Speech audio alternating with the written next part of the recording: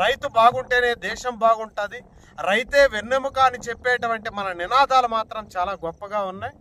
కానీ ఈరోజు మాత్రం రైతుకు అవసరమైనటువంటి ఈ చెరువుల్ని, కుంటల్ని, వంకల్ని, వాగుల్ని బలోపేతం చేసి నీటిని నిల్వ చేసేటువంటి ప్రయత్నం ప్రభుత్వాలు చేయకపోవడంతో రైతు దినదినము కూడా కుదేలైపోతున్నటువంటి పరిస్థితి. కట్టలను బలపరచాలి, అవసరం అనుకుంటే ఉపాధి హామీ పథకంలో కూడా ఈ చెరువులన్నిటినీ మరింత స్ట్రెంథెన్ చేసి ఈ వ్యవసాయాన్ని కాపాడాల్సినటువంటి అవసరం ఉంది. ఇక్కడ మనకి ఈ చెరువుకు ప్రధానంగా ఉన్నటువంటి పైభాగంలో బోనంక అనేటువంటి ప్రధానమైనటువంటి ఒక సెలయేరు దూకుతుంది. ఆ సెలయేరు ప్రధానంగా మనకు కళ్యాణ్ డాముకి ఎక్కువ భాగం వెళ్ళిపోయేటువంటి అవకాశం ఉంది నీరంతా.